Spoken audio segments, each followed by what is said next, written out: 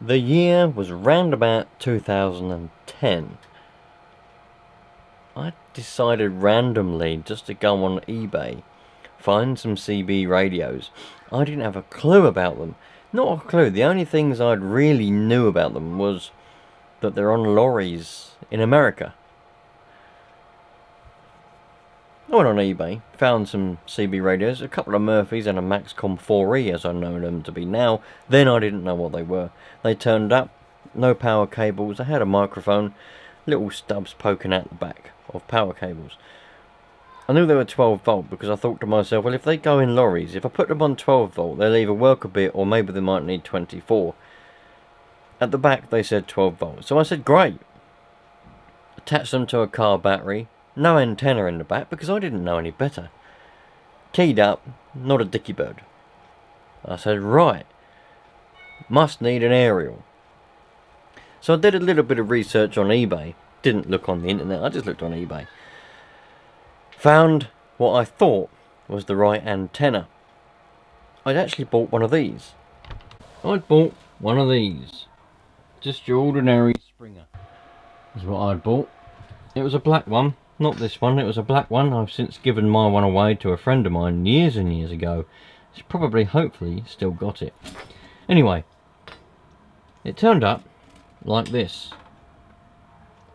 And I remember when it turned up and I said to myself, how in God's name do I actually attach this to this radio? There seems to be some sort of plug on the back. How do I put this aerial onto the radio? So I still didn't do any research.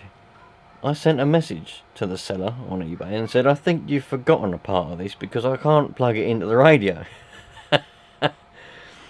He replied and said, no, you need a mag mount in order to use it.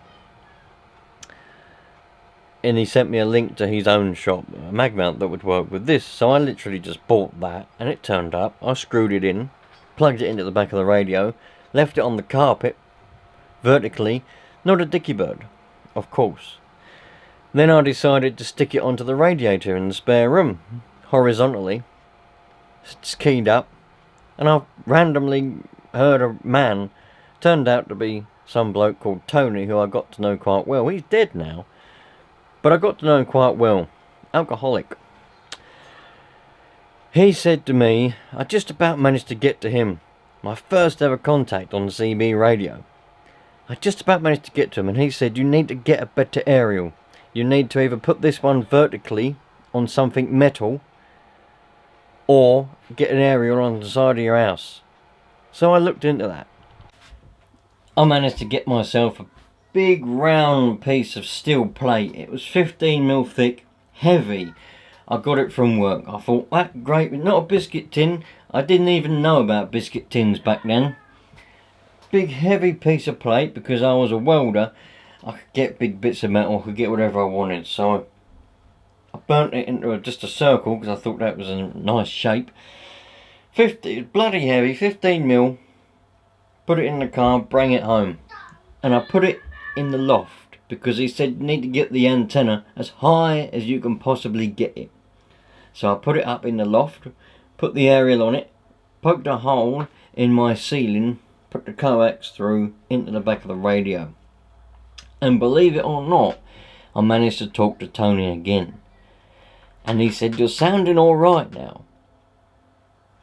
But you still need to be improvement. Have you checked the SWR or have you checked the SWR as they called it then? The CB has called it SWR. And I said, what's SWR? He said it's the measurement, you know, you need a meter. He said look for an SWR meter online. So I went and I got one of those little cheap ones. Now you may be able to tell there's not much in this room. A lot of my stuff at the moment is packed up and boxed up for various reasons. So I can't show you one. But just a little, you know the ones. Little SWR meter, very cheap, about £14 back then. Plugged it in. This is a few days later, I plugged it in. There was Tony again. And I said, I got one of those meters. He said, what's it reading? I said, how do you read it? So he told me the forward and the set and all this stuff and how you read this. And it was within a good enough range. I can't remember what it was, but I remember that it was within a good enough range. Had a little chat with him, and he said, get yourself a silver rod. I said, a silver rod, Tony? He said, yeah, get a silver rod and a couple of TK brackets. Put them on the side of your house, as high as you can get it, right up on the peak, if you can get that high. And come back again. So I trundled off. I went online and I found a website called Thunderpole. And I bought a silver rod from there. Put it up, and wonders happened. Now this isn't my silver rod, this is another one that I've acquired over the years. I had about 8 of them at one point, where I'd either collected them, bought them, or whatever. People give them away for free, they don't want them anymore. This is the last one. I gave 3 away last week. This is my last one now. Silver rod, but this is a silver rod. It quite literally just extends. You undo the Jubilee clips, you pull them out, telescopic, and you can get half wave and full wave and all these different things. I forget which one this one is now. Probably a half wave, I'm not really sure. Anyway, and then just to adjust the VSWR, you make this top section shorter or longer to get the SWR where you want it. So, I put the silver rod up. It was winter. It was snowing. I remember getting the ladder out. My dad footing the ladder, me going up there, drilling holes in the side of the blooming house, in the brick, putting the TK brackets up, putting the antenna up there. I bought a load of coax. That was RG58, that coax. Thin little coax. Bought a load of that, couple of plugs, put it up there. Now, come down. Set the SWR. I had to use the bottom one because I couldn't keep reaching up to the top one. You meant to do it with the top section, set the VSWR, but it doesn't really matter. As long as you adjust the length of the antenna, because it's the length that will adjust the VSWR depending on the conditions and the position and all this kind of stuff of where you are. The top one is the best one to do, but you can do any section. So I had to do the bottom section because I could only reach that with my ladder, you know, with the click and all that stuff.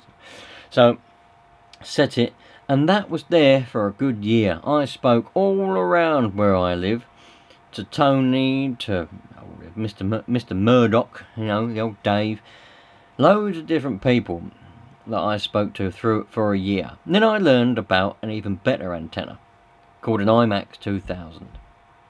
So I bought one and I put it up. Again, it was snowing. This was the winter of 2011. It was snowing. There's snow everywhere. There's me and my dad again. This time, we've got a scaffolding. No, like those metal towers that you get. You get them these days, aluminium and that. But this was an old one, so it was steel tower. You get the rods, poles, and the sections, put it together, cross braces and stuff, and then you put a platform that's got a little hatch that you climb up a ladder, go back on it again, go up again. We done that because it was snowing. We thought best not put a ladder up. We'll get that tower. He had one anyway, so he just bring it round. Something from the 1970s that was. He still got it, I think. Anyway, so we got the old silver rod down. Put the new IMAX 2000 up. I'll show you it in a minute. It's still up now. It's still up in 2025. The end of summer 2020. It's still up. It's going to come down soon because I've given it away to a local CBer friend of mine. I said, you can have it. If you can get it down, you can have it. And he's going to come and get it down. When, I don't know, but he's going to have to hurry up. So, we put it up.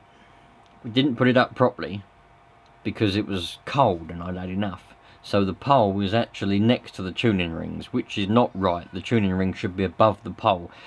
But it tuned okay, and the VSWR is fantastic. And it's been there, and I've not touched it in, what is that? That's 14 years, is it not? 2011, yeah, because 2010 to 2025 is 15 years. 14 years that's been up there. Let me show you. There it is. IMAX 2000, the good one, not the new one. They just call it a Max now. You see what I mean about the tuning rings being next to the pole? That's not right. Them tuning rings should be above that pole. But it was cold, I'd had enough. I literally put it there, done up those U-bolts, and there we go. But it's been absolutely fine, and I've spoke all the way around the world on that antenna in the past 14 years. Self-amalgamating tape on the plug probably hasn't done anything, but there we go. Something that I didn't tell you, by the way, when I got the silver rod down, the coax where it goes into the plug wasn't screwed in, it wasn't even soldered. I reckon that silver rod was full of, well, I know it was full of water because when I got it down it all came out.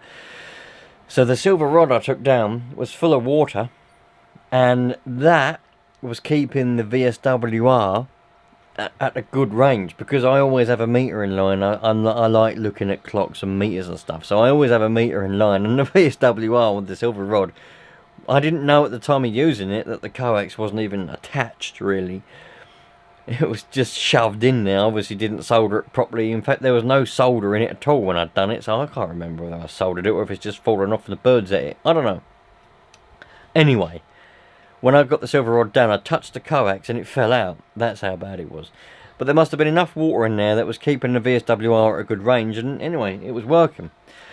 So that IMAX has been up. I spoke all around the world on it. 10 meters I can do on it. I can tune that with my ATUs to most bands. Obviously it will become unresonant at a lot of them, but it will still tune, which makes the radio happy.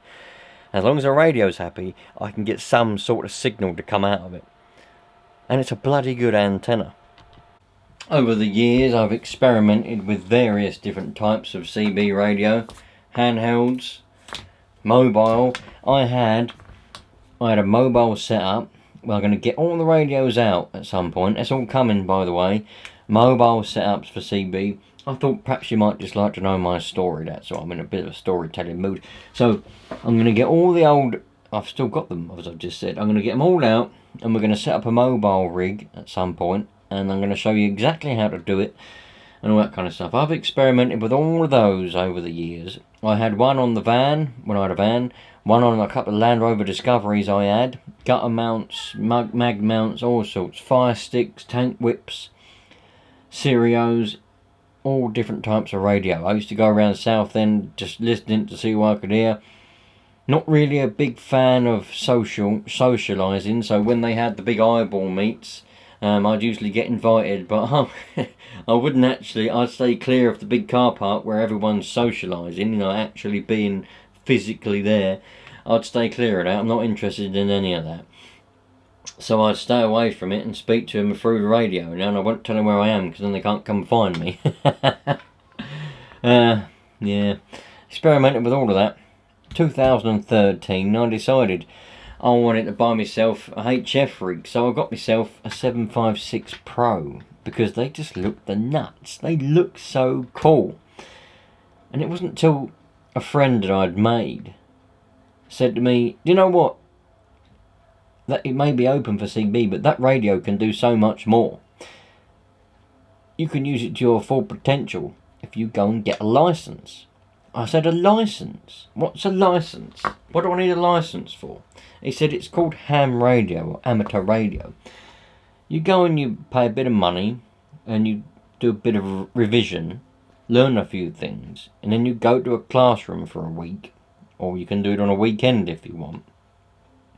Take a test, do a couple of practical things, and if you pass, you get a license. And what that means is you can then use pretty much most of the bands and the frequencies, There's a couple that are off limits to foundations, but most of them you can use. And you can use 10 watts of power." I said, "Right." And he said, "That means you can use that radio you just bought. You can use it to its full potential apart from power-wise, because it'll do 100 watts on FM and 200 on SSB, that 756 Pro." He said, "You won't be able to do that, but you can use band-wise to its full potential." So I said, "Right, I'll go and get a license then." So I went and got a license. 2013, I went and got a license.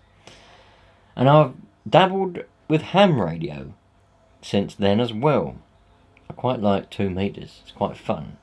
And you get a lot of stuck up people on there as well, which are fun to wind up. I find mobile radio to be more fun than home base personally. Home base is great fun, but this used to be my shack, and I've sat here for many hours when I could have been indoors with the family, you know. Sat here for hours just going through, you know, just listening to see who's about on all the different bands, trying to call CQ and all that bollocks. Wasted. Absolutely wasted time. So I've always enjoyed mobile and portable radio a lot more, because you dedicate a little bit of time, say an hour, you go out, you see some outsideness, some scenery, you're actually out and about, not stuck sitting in. I've got a handheld on in the other room and it's just picked someone up. You're not stuck sitting in a room. You're out, you're using your legs, you're walking around, you're doing something, you know, you're having a walk at the same time. And you might hear someone different every time. And you might get out to someone different every time. And then you come back and that's it, you put it away. It's a lot more fun doing that than being home base. But home base is pretty fun. You know, you're sitting there in your house, for example, or in your shed, and you could talk to somebody in Australia, for example. You know what I mean? It's pretty crazy what you can do from sitting in your house. And it's free communication. After you've bought the equipment, you ain't got to pay for the line rental or nothing like that. It's free signals, you know what I mean? So it is pretty cool.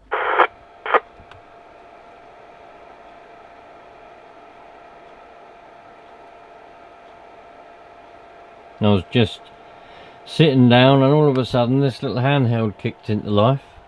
It's picking up someone. And I know exactly who it was. But he seems to be stopped there. He's obviously talking to someone further away that I can't hear. That was the sandblaster. He's a couple of miles away from me. So that was pretty good going picking him up. He's probably running some power. Anyway, I've had radios in bulldozers and all sorts of things over the years of work and played around it, and it's been absolutely great. Well, it's been absolutely great fun. I suppose that makes sense. It's been great fun anyway. Now and again, I like to help some of you lot though. I like to pass on things I've learned. I like to pass on a bit of experience and knowledge. Not that I know a lot, because a lot of people doing CB radio these days are old timers. They've been doing it since the 70s and 80s and probably before then. They know a hell of a lot more than me, but I have learned a fair bit, because when I go into a hobby I tend to go quite deep into a hobby, head first as well. So I have learned a fair bit. So I have started a series on CB radio for beginners. I've got one video I think so far out. There's a couple that I filmed I haven't yet uploaded, I don't think. So if you're getting into CB radio and you want to know more about it or whatever, you know, just think about sticking around on this channel. There is a subscribe button for that. And you also could win random things, because now and again I like to just give away stuff. If I don't need it and it's sitting around, I'll give it away. And I'll just go down the subscription list, pick a random person and send them something. So you may win something if you subscribe and you comment and like the videos. I get something out of it, so do you. Happy days. So there we go. Stick around and hopefully you'll learn something. Catch you later on. All the best, you lot. Enjoy CB radio, because it's great fun.